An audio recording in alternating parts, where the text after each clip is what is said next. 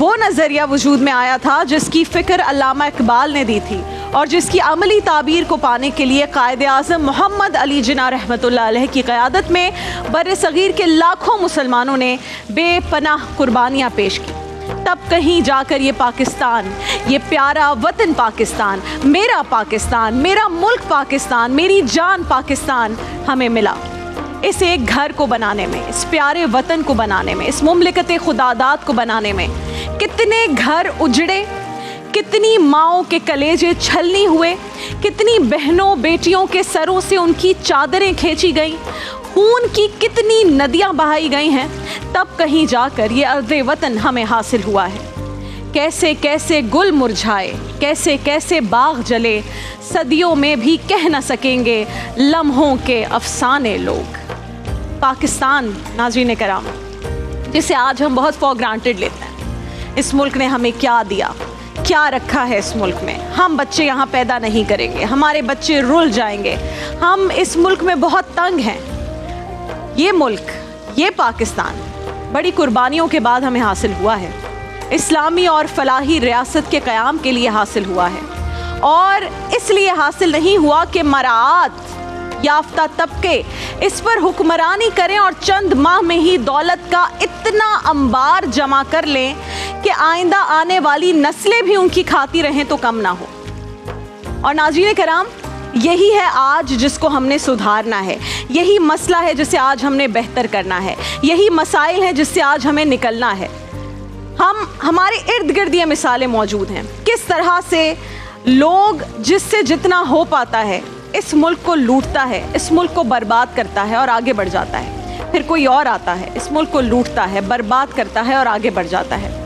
खुलफाए राशिदीन की मिसालें हमारे सामने हैं। जैसे मैंने कहा, कल की नशरियात में हमने अमीरुल मोमिनीन सैयदना अली करमुल्लाह वजहू का जिक्र किया था।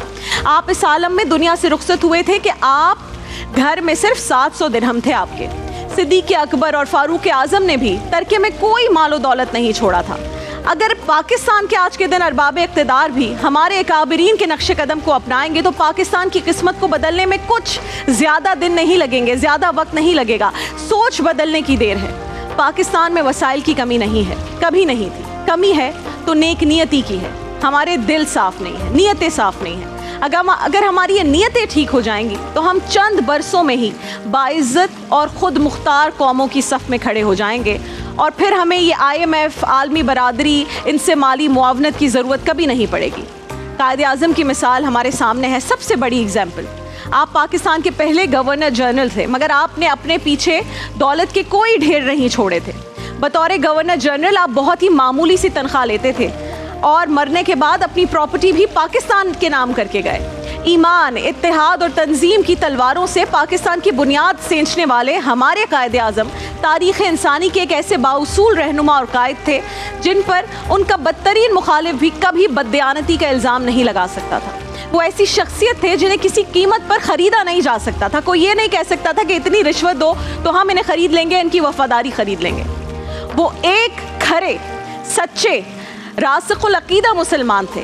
इस्लाम पर कायम होने वाली रियासत के पहले सरबराह मुमलिकत थे, और एक ऐसे काबिल वकील थे कि जिन्होंने तने तनहा ऑल इंडिया कांग्रेस और बरतानवी इस्तेमार के मद्दे मुकाबिल बर्र सग़ीर के मुसलमानों के लिए ये अलहदा रियासत, इस अलहदा रियासत के क़याम का मुकदमा इतने मुदल्लिल अंदाज में लड़ा कि करारदाद पाकिस्तान की मंजूरी के महज 7 साल बाद, ओनली आफ्टर 7 years, पाकिस्तान दुनिया के नक्शे पर उभर आया।